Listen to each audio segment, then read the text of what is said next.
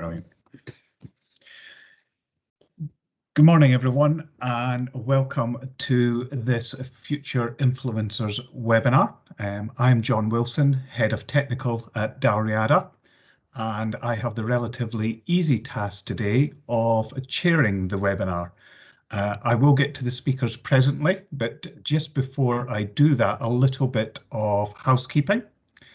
So it's the usual format for the Future Influencer webinars, in that we are going to have a couple of presentations, probably lasting around 20 minutes each, and there will be the opportunity for questions at the end of each presentation, and I'll do a sweep up at the end of the webinar as well. But this webinar has a bit of a twist too, in that after both presenters have finished presenting, there will be an opportunity for further discussion and networking via some breakout rooms, which you can't see just now because they can only be set up at the end of the presentation. So we'll come back to that after our speakers have finished. So turning then to today's presentations. First of all, we have Angela Stokes from Dalriada, who is speaking on the very topical issue of diversity today in the context of pension trustee boards. And then we are very pleased to have an external speaker from Willis Towers Watson in the form of Howard Johnson, who is talking on the subject of collective defined contribution pension schemes.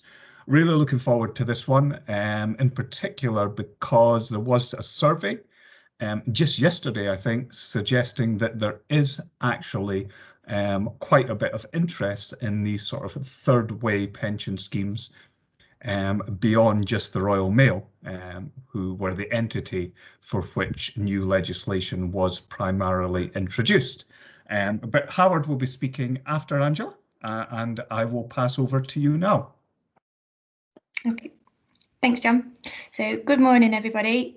My name's Angela Stokes, and I'm a trustee representative at Dalriada Trustees. So during my allocated time today, like John said, I'm going to present some thoughts on the current position of where the pensions industry stands on the subject of diversity, and most specifically on trustee boards. So if you could go to the next slide, please, Kaz. So what I propose to cover is the current landscape and looking at the makeup of trustee boards through the lens of diversity. Secondly, why diversity is important on trustee boards.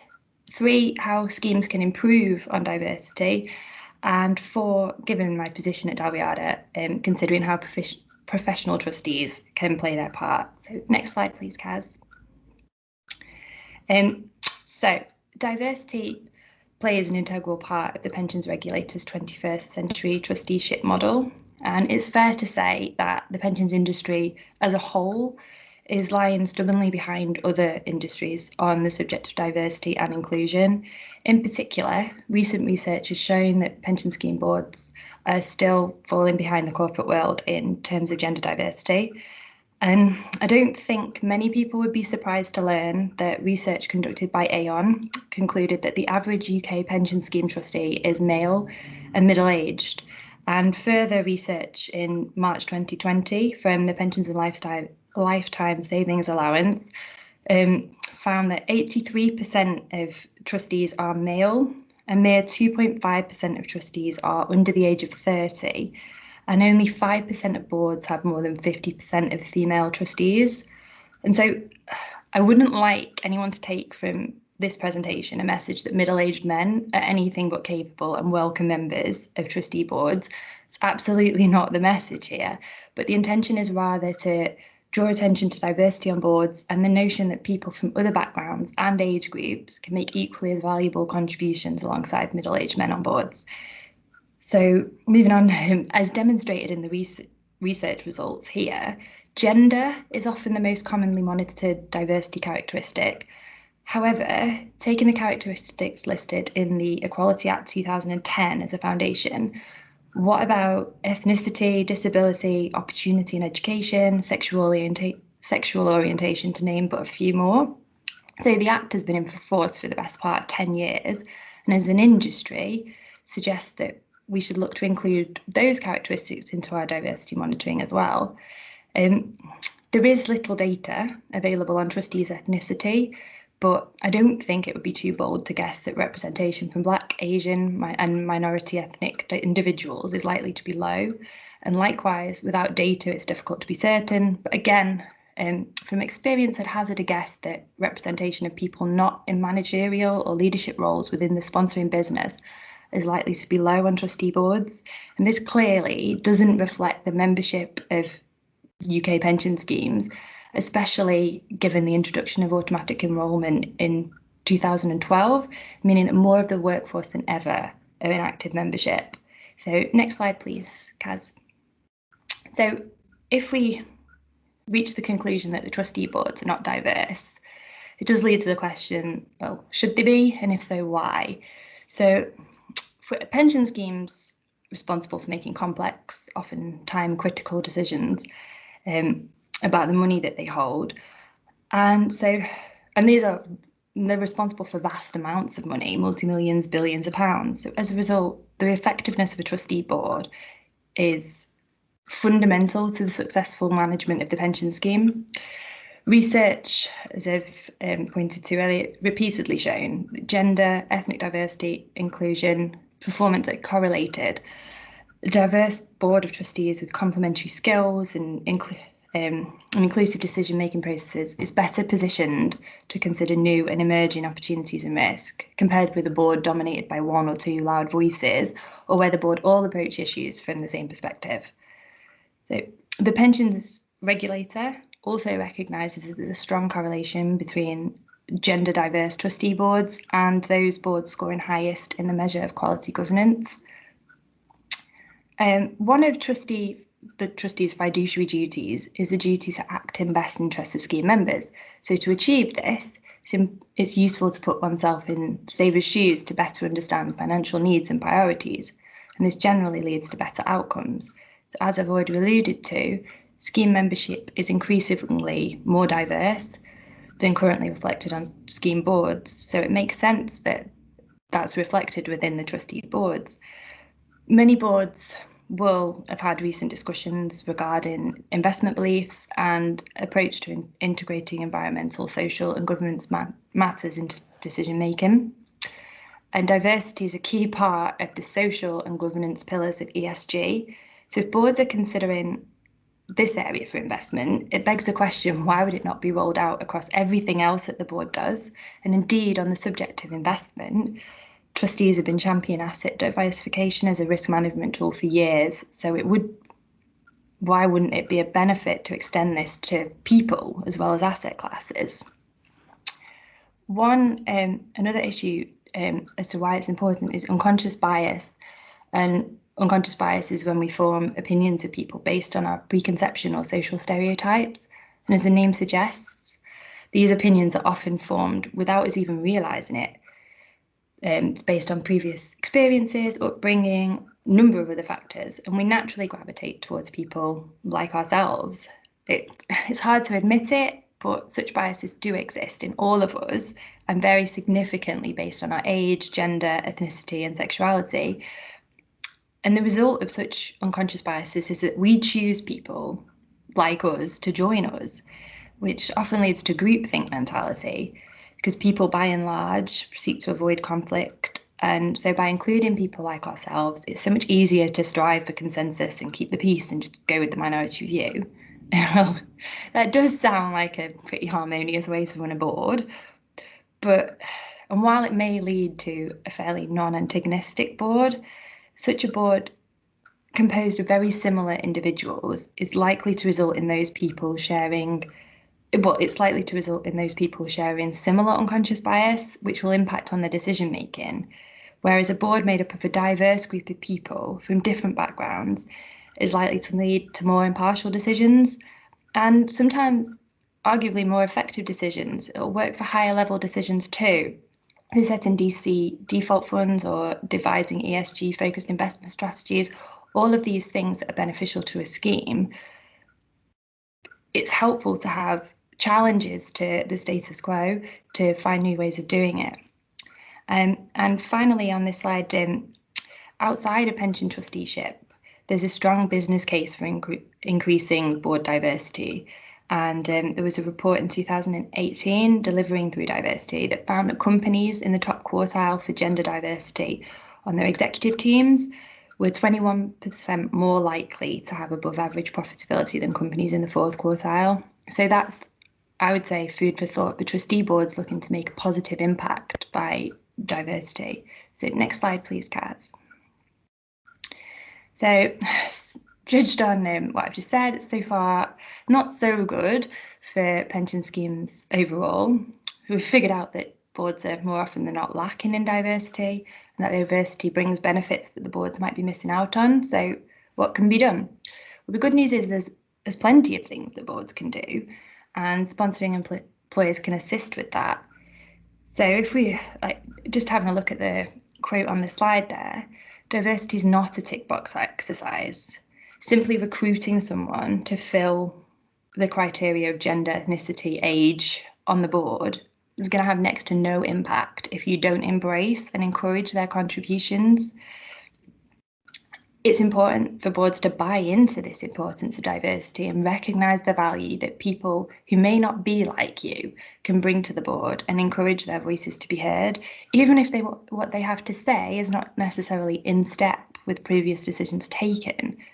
We should remember that just because something has always been done in a particular way doesn't mean it has to continue to be done that way for the rest of time.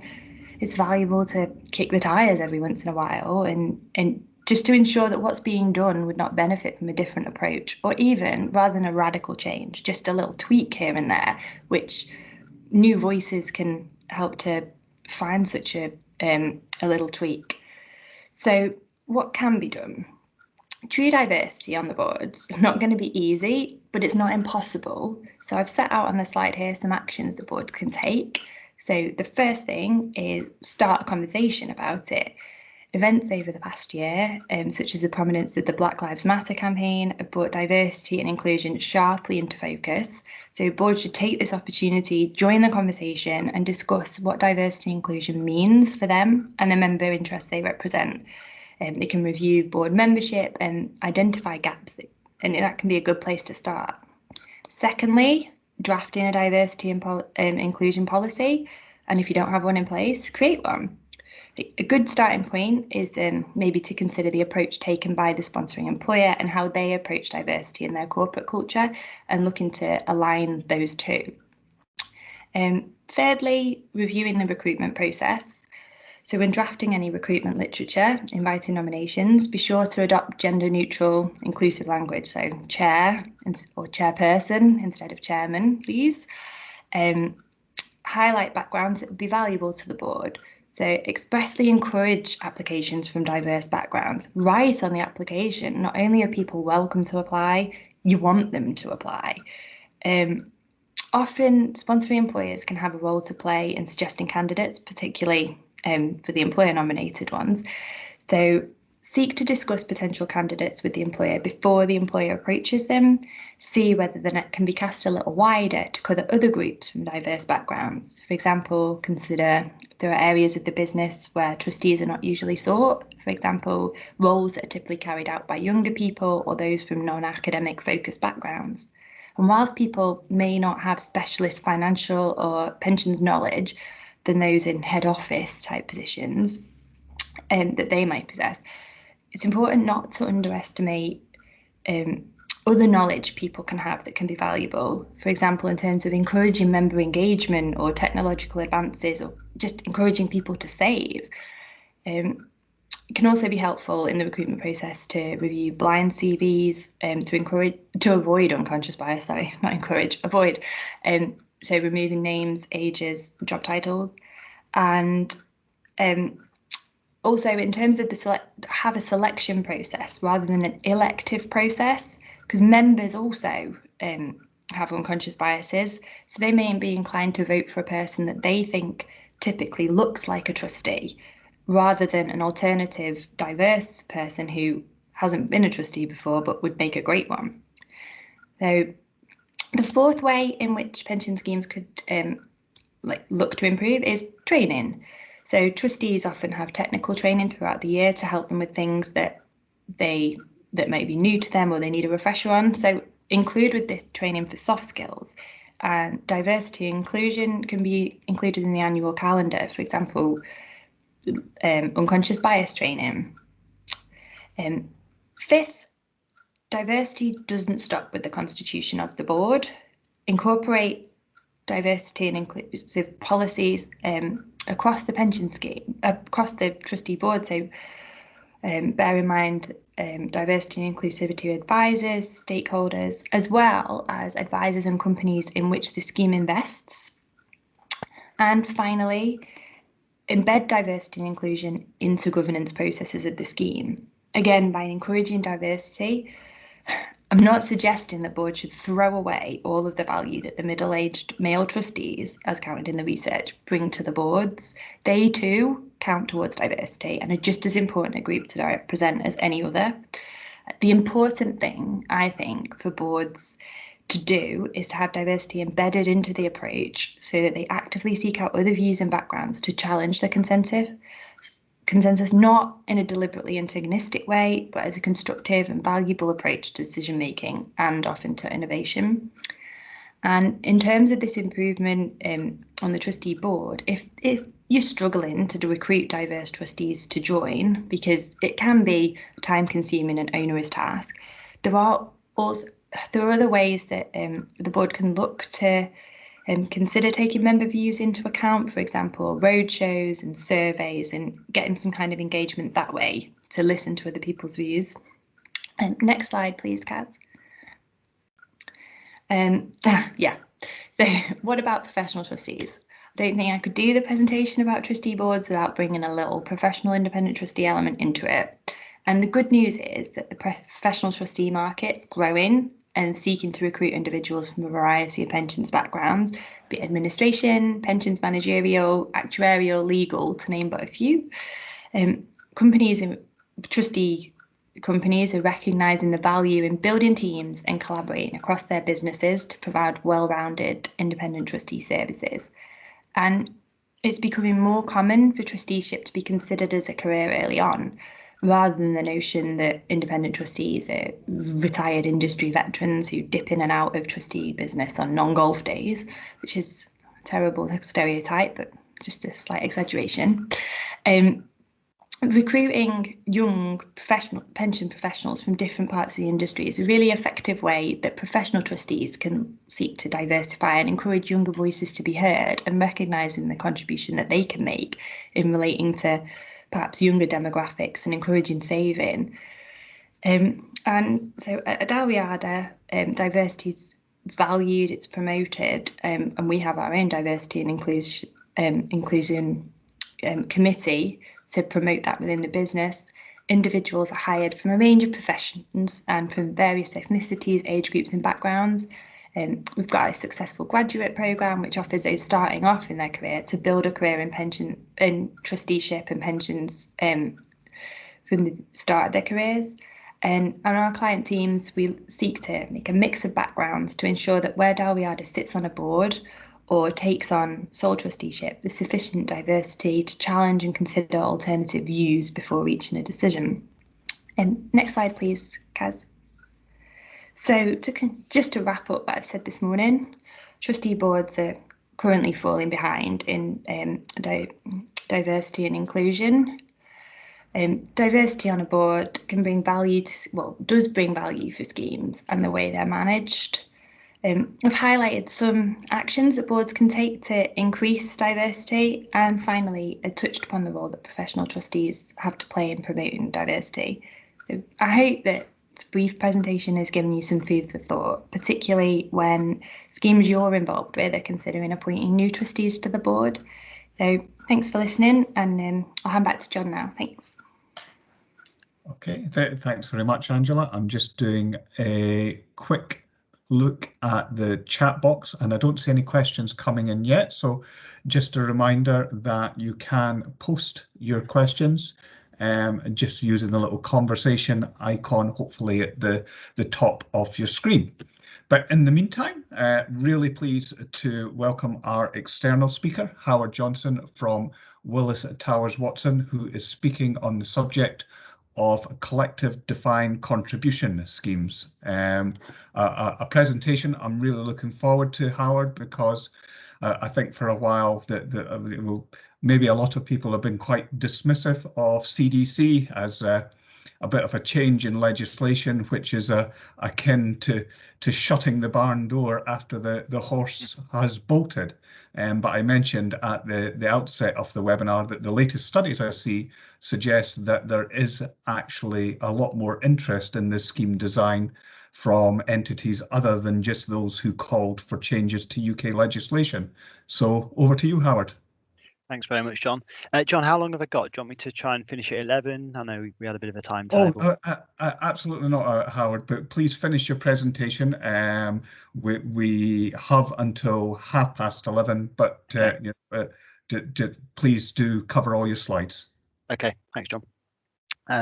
Yeah, I guess on a similar theme to what Angela was, talking about there. This is, for me, it's about keeping an open mind and I guess embracing a different way of doing things, which I think is always something of interest to me.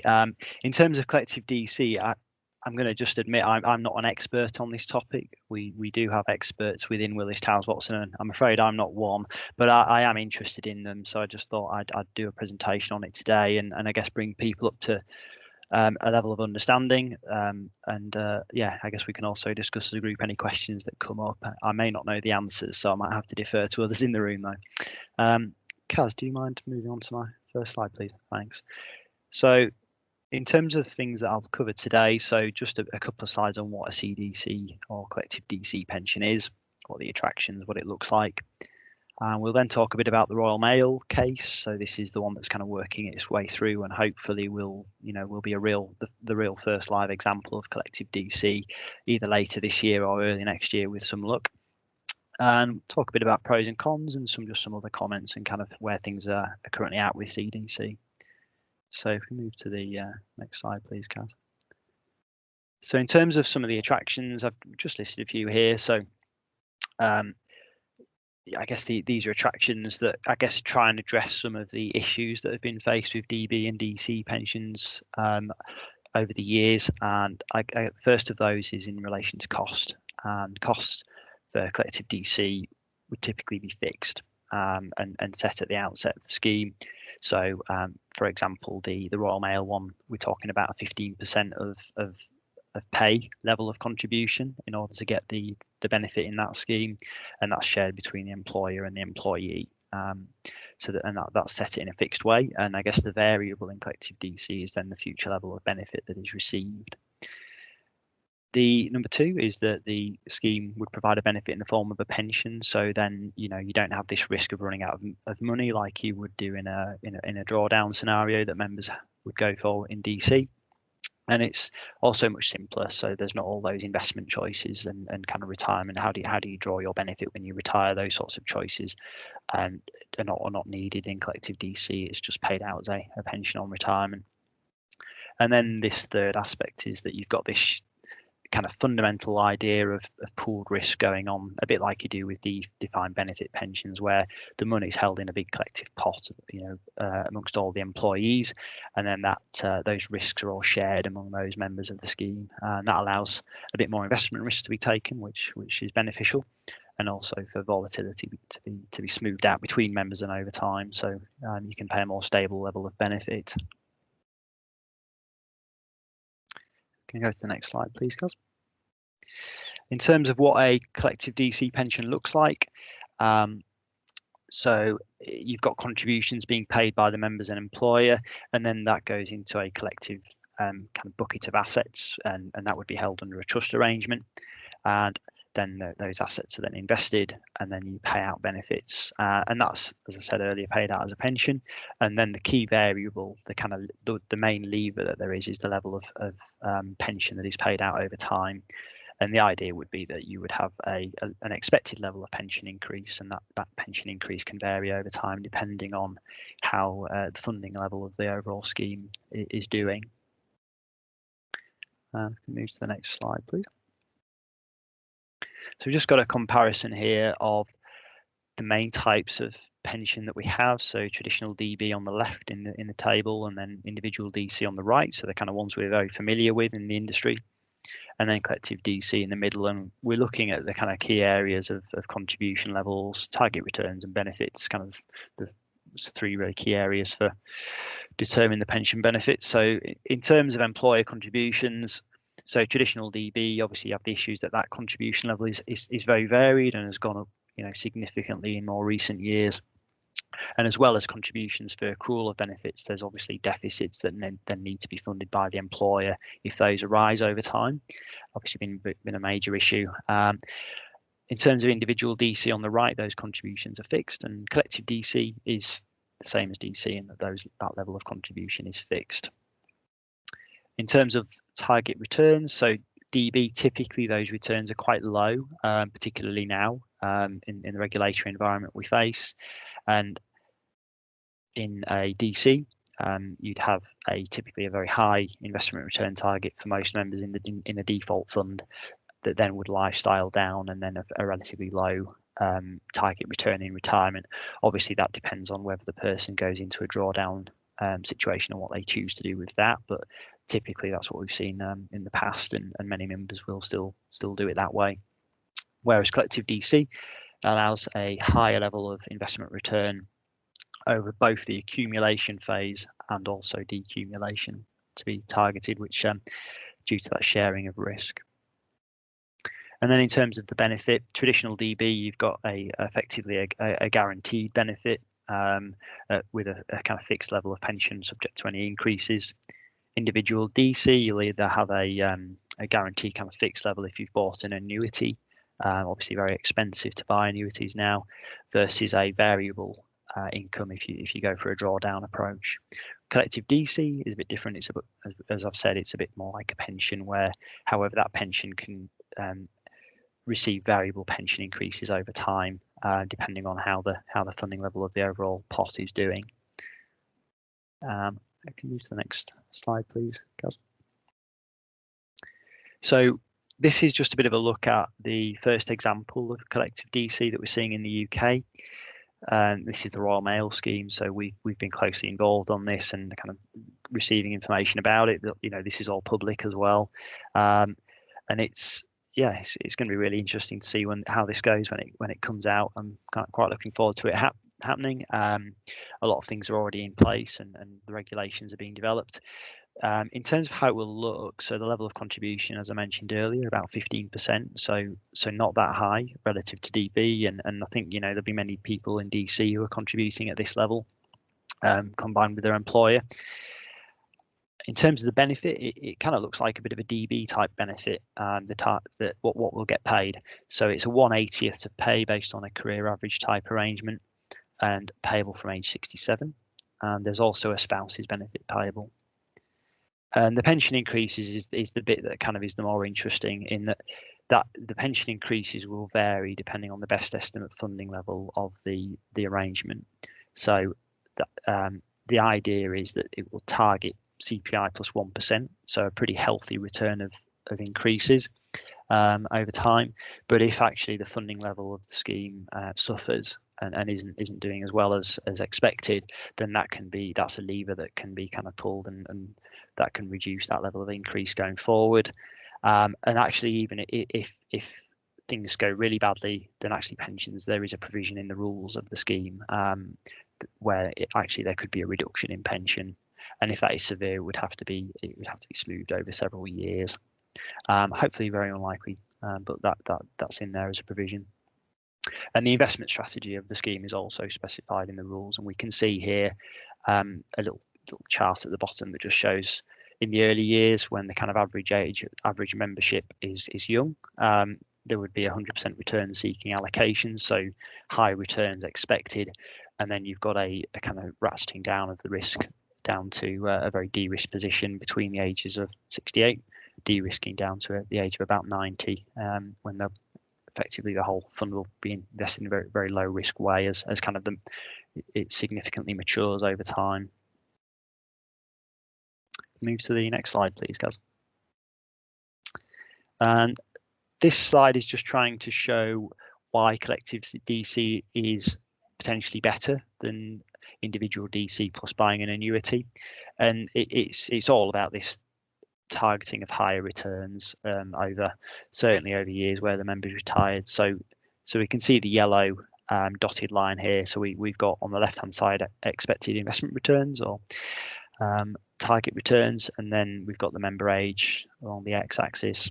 So for a member going from 20 to retiring at 67 in a traditional DC pot, they would likely start to be in a very higher risk in return seeking investment strategy in the younger years, but then as they approach retirement, traditionally they would have de-risked in a kind of lifestyling type arrangement, and then actually bought an annuity and locked into very low returns in retirement. And when you buy that expensive annuity, whereas collective DC, I guess the kind of main benefit is that actually because of that sharing of risk, and also the fact there's no underlying guarantee in that because the pension increases can be reduced in future, there's this ability to take investment risk for longer and generate higher returns to give a much better value of benefit.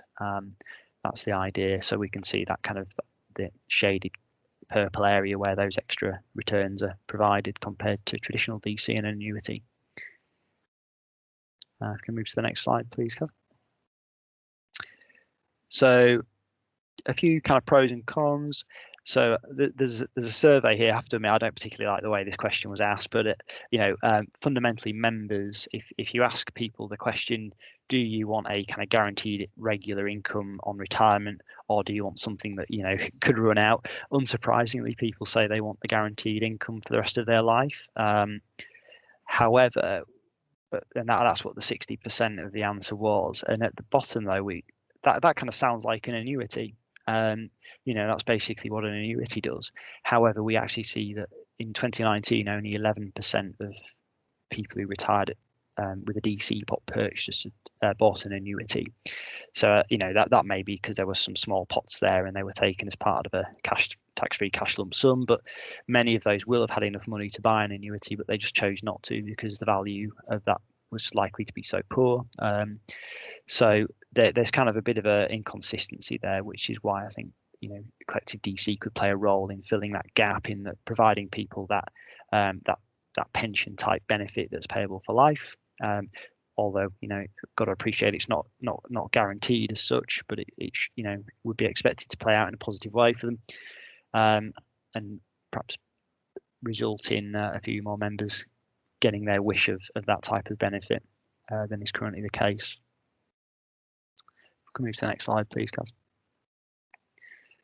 A few more pros and cons here versus DC, kind of somebody who purchases an annuity on the left versus someone who goes into drawdown on the right.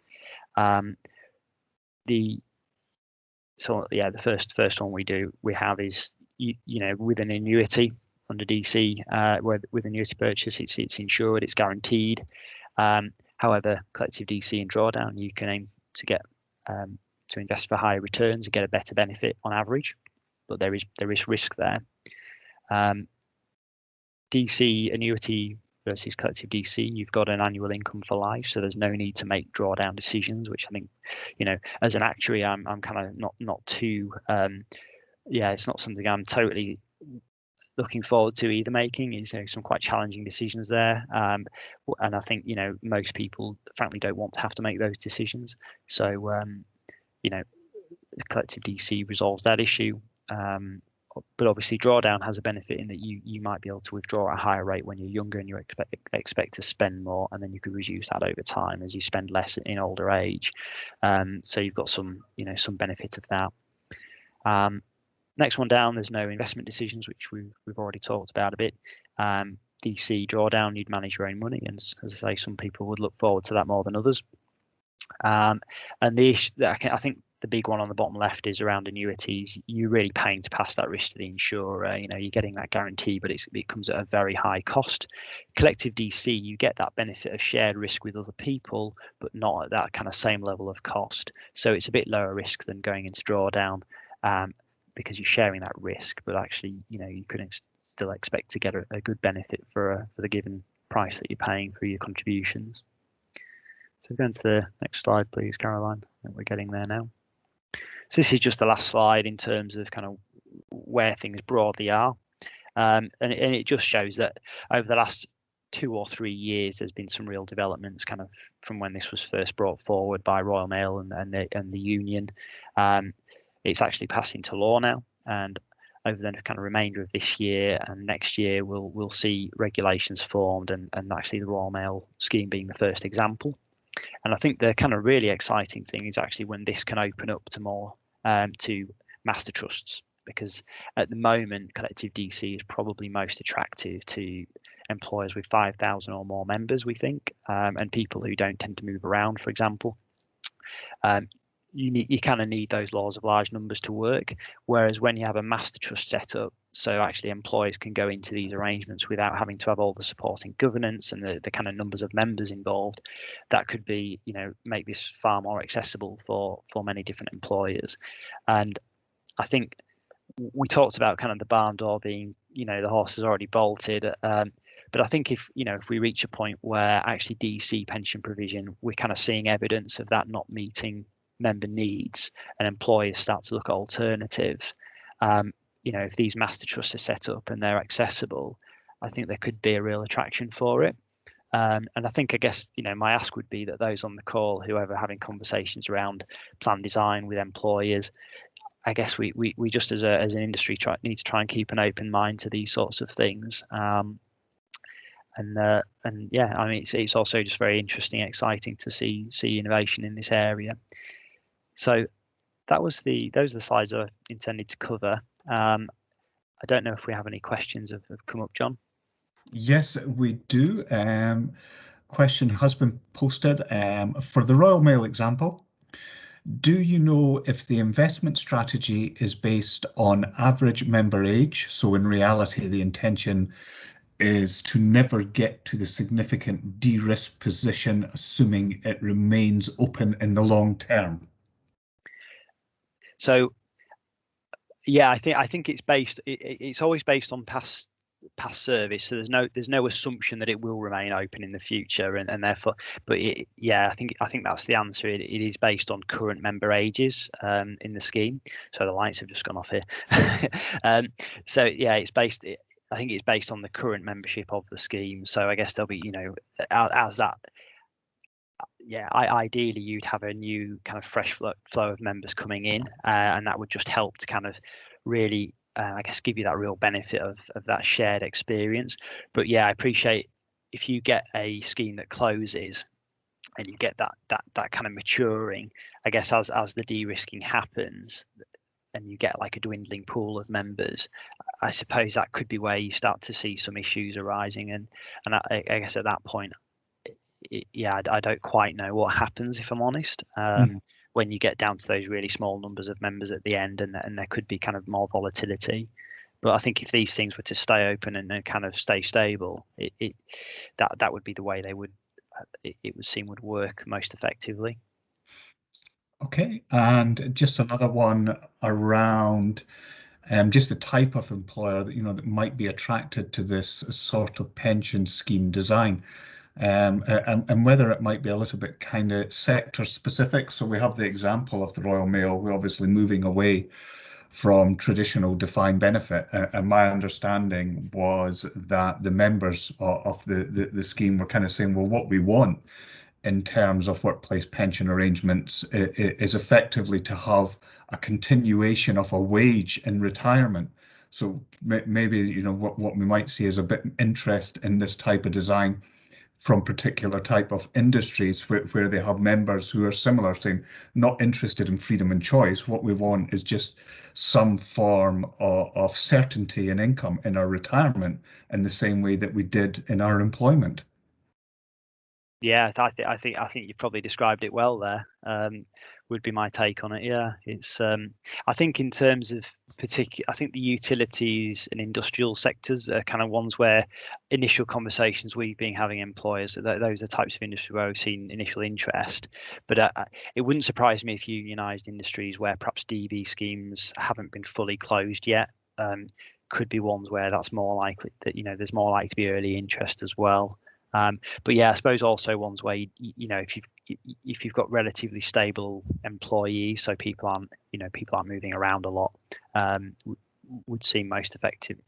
Where it would work best as well. I think DC works quite well where you've got industries where people move around a lot because they can transfer their pots around very easily. But whereas this, depending on how many employees take it up, it might be a bit more of a challenge for those types of employers.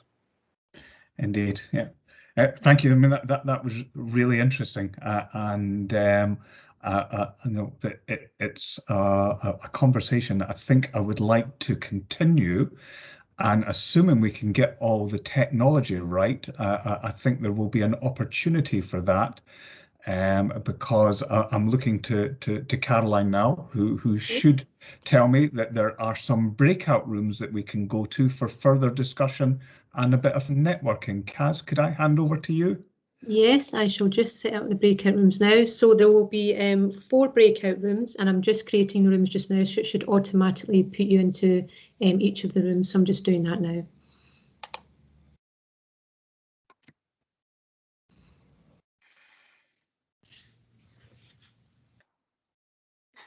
Okay, so I'm just about to start the rooms, so I shall see you all back round about 11:30.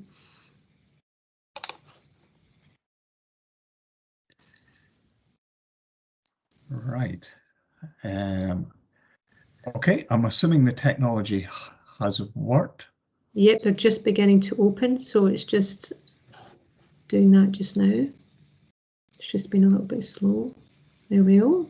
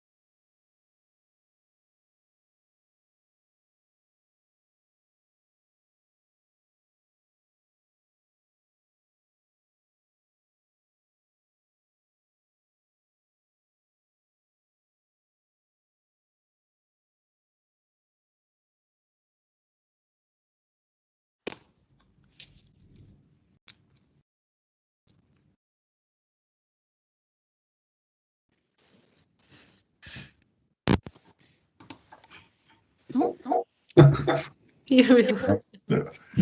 My goodness, I'm assuming, Kaz, that is back to a plenary session again?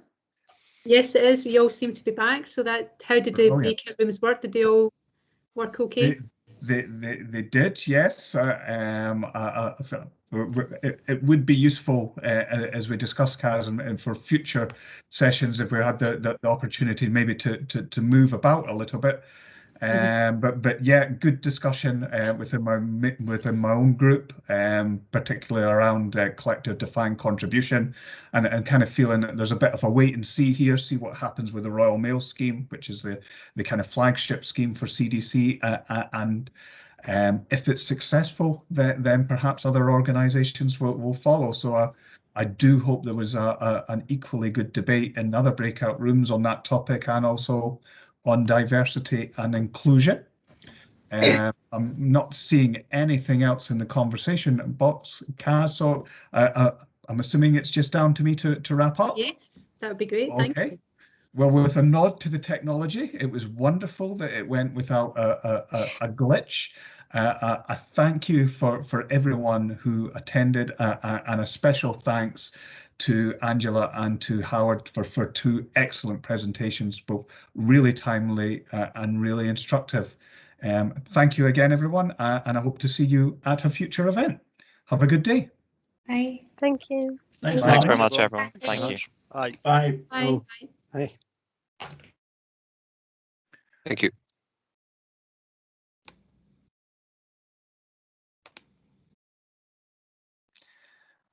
Okay, is that just back to us? That's just back to us. Right.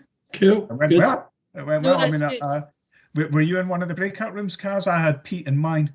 No, because I'm classed as the host, I have to sit and wait until Splint isolation. Splint in isolation to wait Hoping that it's all worked out, but it yes, exactly. Hoping seems it's to all work worked pretty out. well. I think it's Yeah. good.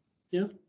Yep. So hopefully at some point, if Teams update their technology, just so we can have a bit more kind of people going in between rooms, or setting them up as regional rooms would be good. But they've not got that far yet, so hopefully it might come on board soon. Okay, it looks as though we had a good overall attendance there, because I mean I had a decent number in my breakout room alone. So was there? Yeah, there was, out of the 80, there was 41. Yeah, So, I was going to say I got the impression it was maybe between 40 and 50 people overall. yeah. Mm-hmm. Not bad attendance. Not bad at all. Yeah, you usually get kind of half of people attending. So yeah, that was really good for the first one. So yeah, pleased with that. Okay, I'm going to head off because in his usual style, Adrian Kennett tried to phone me in the middle of the breakout room. So I better go and see what he wants. I did just cut him off at the time, but I'll give him a ring back now. So thanks, guys. That's great. Thanks very much, John. Thanks, Pete. Thanks. Bye-bye.